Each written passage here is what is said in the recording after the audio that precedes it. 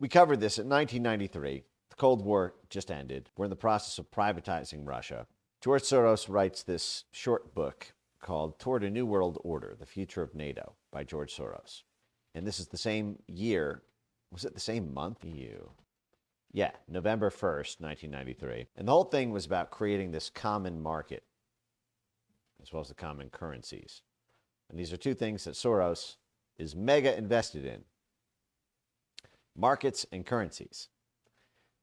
Soros made his money as a foreign currency speculator, speculating on the Japanese yen, speculating on the British pound, speculating on every currency under the sun, from Thailand and Malaysia to Russia, every country in Eastern Europe. And so when you are speculating on the rise and fall of currencies, it helps to know what the United States is going to be doing with that country. If you know, for example, the CIA is about to overthrow that country's government and send it into a crisis, or the Treasury Department is about to apply sanctions, or the State Department is about to encourage sanctions to squeeze that country's currency, you can make a big bet shorting that country's currency. If you know there's going to be a huge economic package delivered, or a lifeline from the IMF or the World Bank, you know to bet on that country's currency shoring up. So this is very useful for a hedge fund, which can go both long and short, unlike mutual funds, who are only able to go long. Basically, this is why you have the Blob to banker pipeline. And we've been over a bunch of examples of this. Soros was a pioneer of this, but now it's basically everyone in the Blob. So a couple examples we've gone over in the past. Tom Donilon. So Tom Donilon is the brother of Mike Donilon. Mike Donilon was the top Biden advisor for 40 years. Mike Donilon, the longtime advisor to Joe Biden, started working with him in 1981, basically from the rise of Biden straight up through the presidency, was his top advisor the whole time. Now, that's a pretty good relationship to have if you are Mike Donilon's brother, Tom Donilon, who is the chairman of the BlackRock Investment Institute, overseeing the investments of BlackRock's effectively $10 trillion portfolio. If you know what the Biden White House is going to do, or the Biden vice presidency running a significant portion of Obama's foreign policy portfolio is going to do, you know whether to invest in the petroleum in Romania. You know whether to invest in the titanium in Ukraine. You know whether to invest in the cobalt in Congo or the lithium in Argentina. You can skate towards where the industries and the currencies, the markets are going. You have an insider trading advantage because you know things that the public can only wildly speculate about. But how did Tom Donilon become the chairman of the BlackRock Investment Institute? It's a pretty senior banking position. Did he ever do banking? Nay. 0 years banking.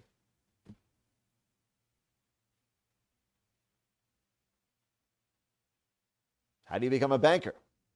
Well, start as a blobster. He was the national security advisor to Barack Obama. Tulsi Gabbard equivalent. Okay? Tom Donilon was Obama's Tulsi Gabbard. In that capacity, Mr. Donilon oversaw the U.S. National Security Council, the entire interagency staff, provided the president's daily briefing, and was responsible for the coordination and integration of all things foreign policy, intelligence, and military.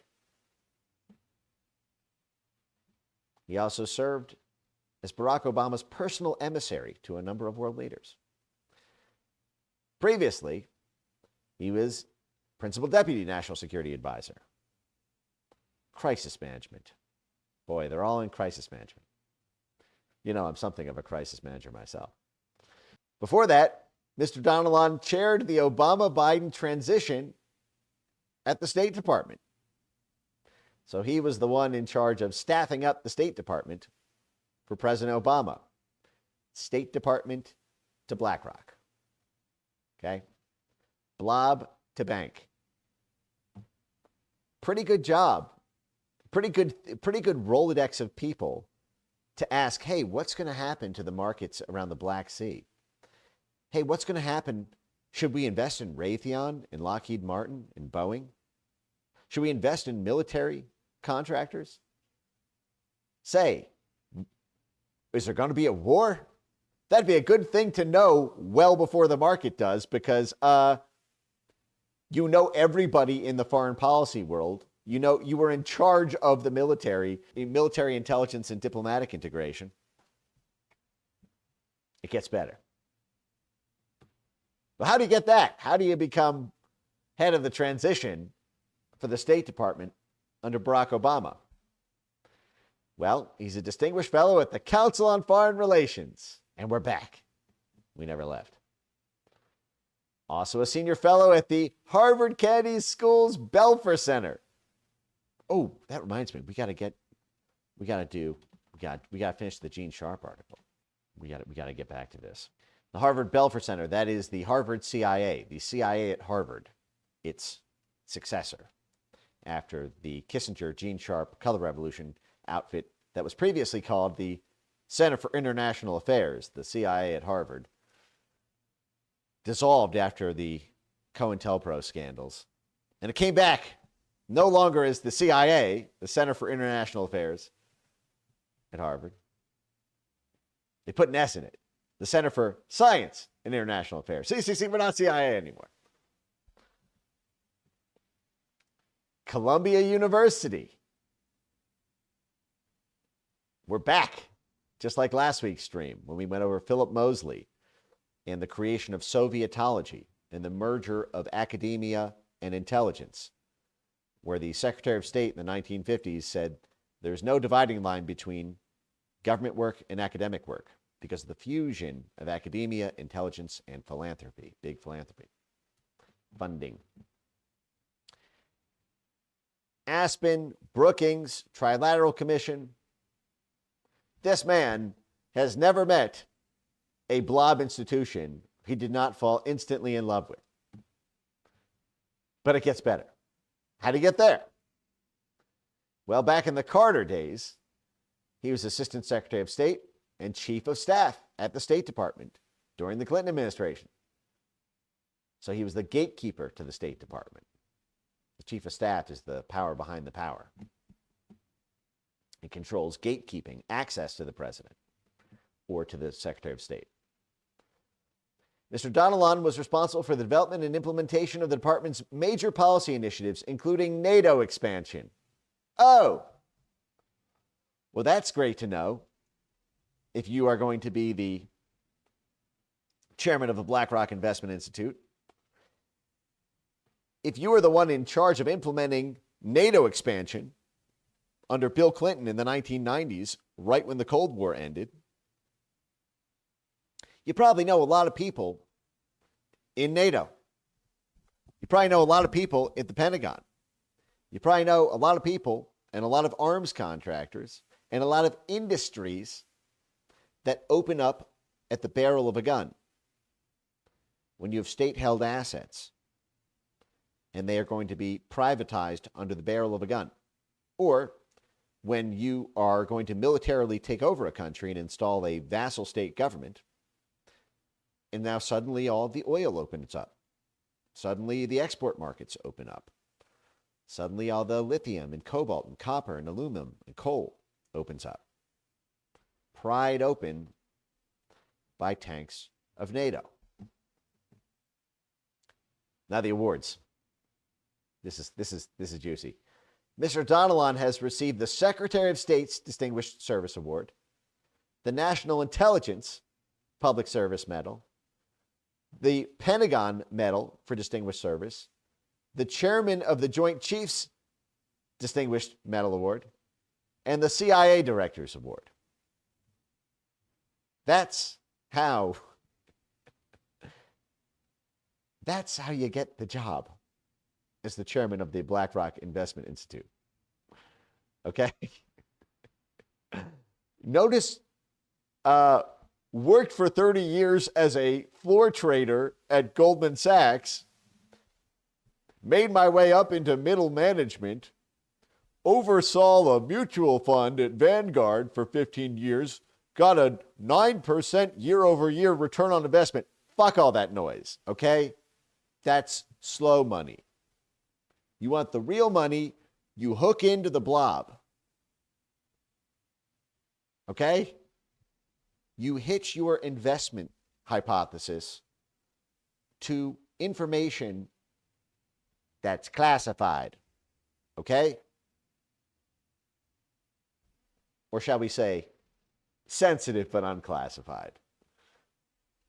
I.e., it's not technically classified, so no one's breaking a law by telling you it, but it's sensitive, not for public distribution. Sensitive but unclassified. And of course, it's all in the family. His wife is an ambassador. I kind of want to look at this geopolitical risk dashboard. This is another thing you see in this space all the time. Everyone's a risk manager. Okay? Everyone's a risk manager. I'm a risk manager at this point, I feel. Let me get a little bit of music on. You guys want a little bit of Motown? We'll start with that. I'm still feeling the rap, though. I got to say, you guys gave me a lot of guff in the comments over the past few days. Listen, I grew up listening to a combination of Motown, classic rock, oldies, alt rock, punk rock, ska, ragtime, blues, but also a fair amount of hip hop. I like it. What? Sue me, okay? But I'll do a little bit of Motown to make you guys happy, and it'll make me happy too. I don't even know if this mix is good. We're about to... Can you just feel the CIA oozing off of this? Let's back it up a second here. The topic is NATO, Soros, and Romania tonight. And I wanted to cover a couple of the things that George Soros said at the end of the Cold War about the role of NATO in the world. And what he says invests in these markets. So a little bit of a conflict of interest for him to be championing opening up the markets that he will then swallow with his hedge fund. But he posits the role of NATO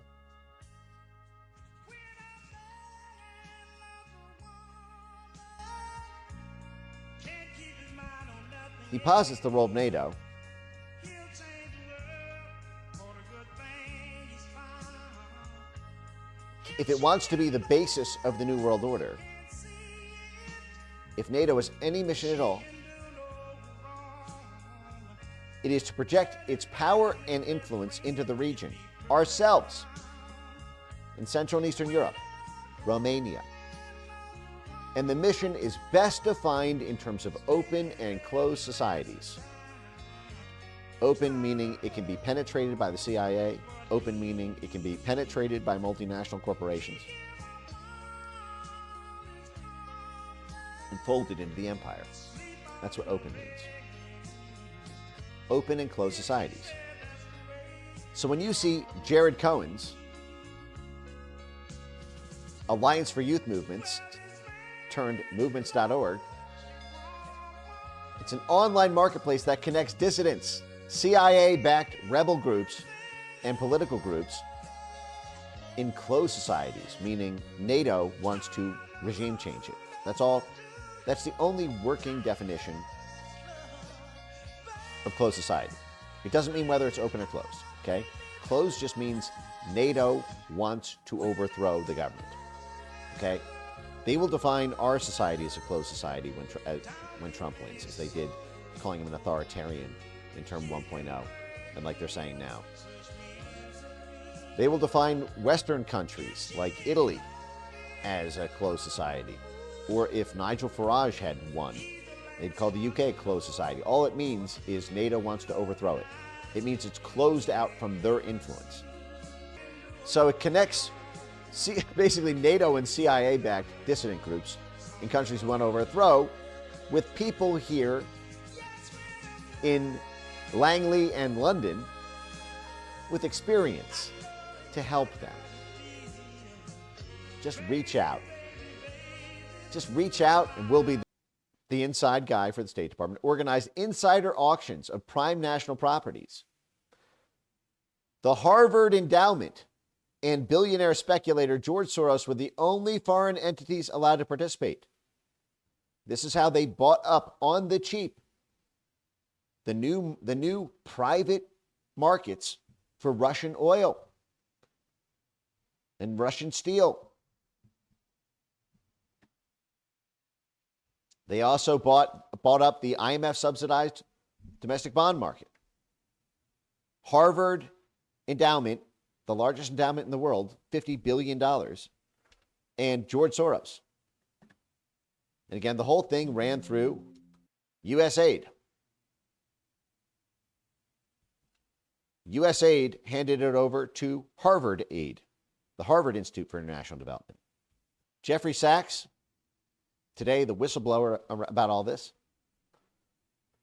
was named the director of the Harvard Institute for International Development in 1995, lobbied for and received USAID grants for the Harvard Institute for International Development to carve up Ukraine in 1996 and 1997. What do you think the Harvard Endowment was investing in at the time? What do you think the Columbia Endowment invests in? Or the Penn Endowment? Or the Princeton Endowment? Or the Yale Endowment? It's a business. It's guap. Guap, guap. Okay? But we went over in a fantastic article how this field of area studies, Soviet studies, Russian studies, Asian studies, African studies. This is the article for folks who couldn't catch last week's stream, which was a banger. I highly recommend you watch it back if you have not already. How the CIA had a lack of capacity in experts in Russian in the U.S. So they deputized Columbia University. They capacity built Columbia University and a whole network there to effectively assist the CIA, to literally assist the CIA. Philip Mosley was literally having direct meetings with Alan Dulles, the CIA director. The program at Columbia was subsidized directly by the CIA.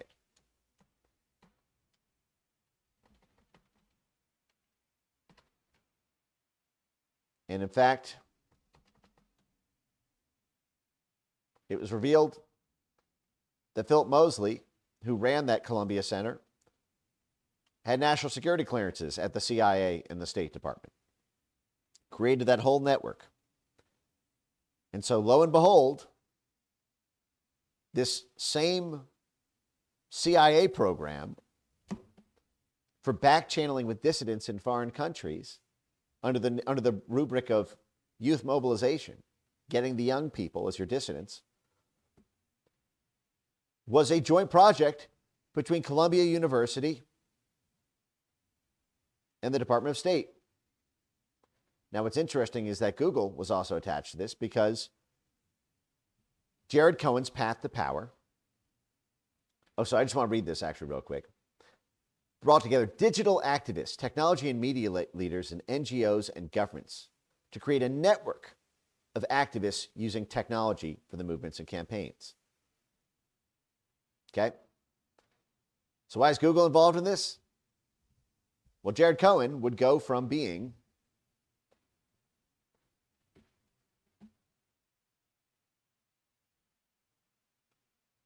a member of the policy planning staff, which coordinates State Department and CIA activity at the State Department.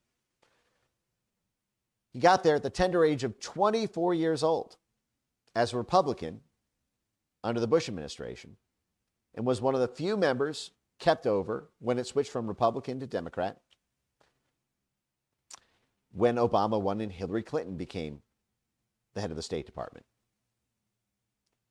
He was the one who turned the intelligence community and statecraft on to using social media for operations. He was known as Condi's party starter, Condoleezza Rice, Secretary of State for Bush. Meaning he got revolutions going in foreign countries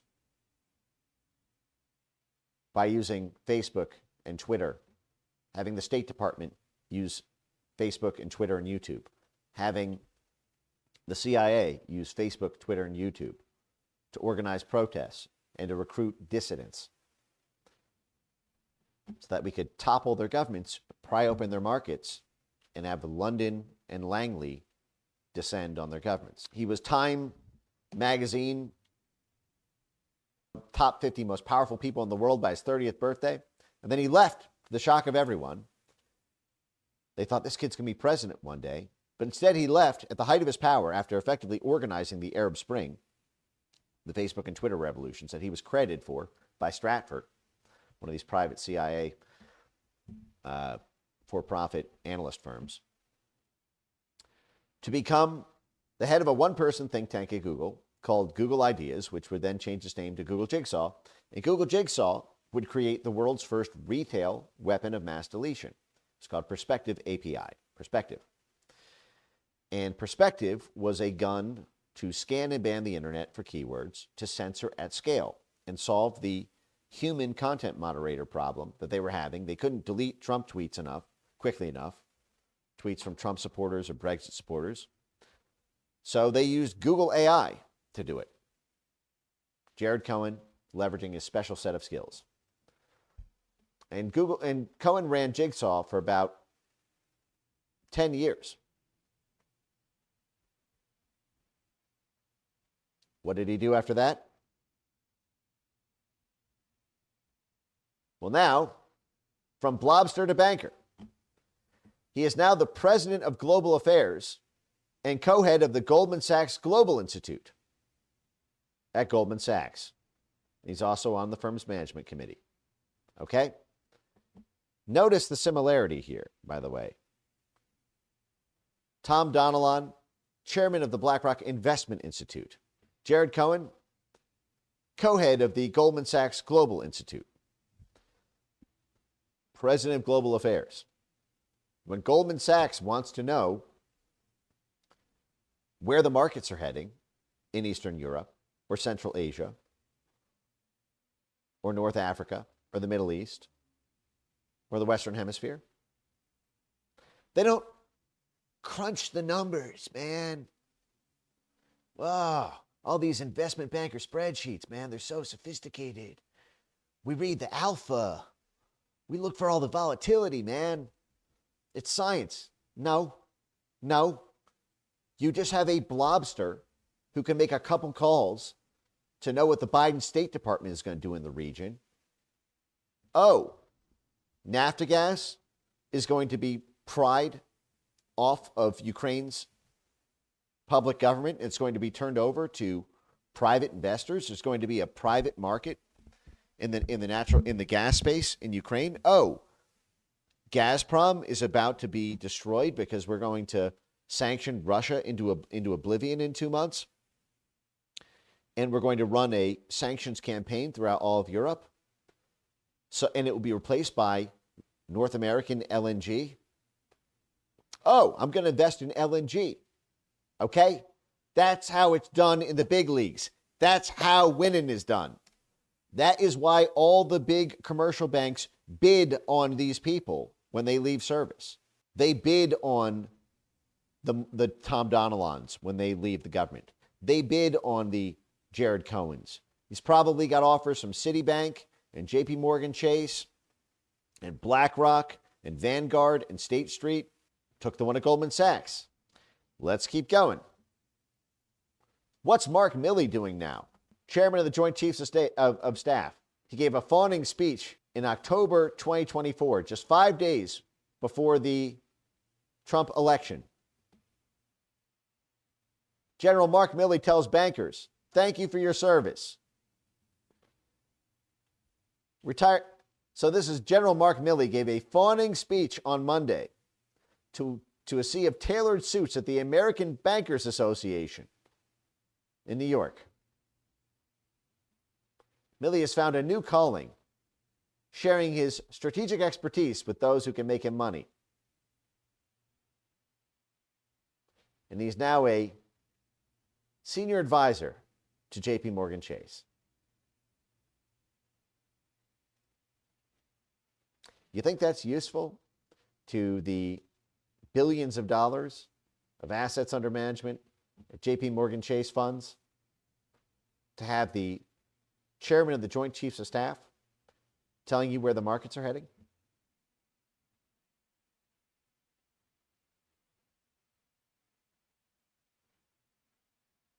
How funny is this? I know people thank all of us in uniform for our service, but I want to thank you in your service, the American Bankers Association. Because the two components of national security in the international scene is a strong military and a strong economy. I know that the people in this crowd are basically controlling 24, 25 trillion of a 30 trillion economy. So good on you for doing that. All wars are bankers' wars. Let's see. I know that the people in the crowd are controlling basically 24 or 25 trillion dollars of a $30 trillion economy. So good on you for doing that. And you may or may not quite realize it. I know people thank all of us in uniform for our service, but I want to thank you in your service, because the two key components of national security in the international scene is a strong military and a strong economy. And I'm here to tell you that the banking community of the United States is strong. 4,500 banks across the country. We've got an incredibly... Mark Milley doesn't know how to even add a new row on a Microsoft Excel spreadsheet. He's not a banker. Why is he a senior advisor to JP Morgan Chase, the largest bank in America now? Because he gives them insider access to what the Pentagon is going to do next, to what NATO is going to do next. He allows them to inside trade on his proprietary knowledge and Rolodex of relationships. Do you get it? Do you get it? There's a million examples of this blob to banker thing. But I want to put that in context when you look at something like George Soros advising NATO. It's one blob. This is the oversight of the blob that we're talking about. The donor drafter class. Middle layer is the government, State Department, Pentagon, CIA, USAID. And the underside, the underbutt of the blob is the NGO complex and the whole society partners. Okay?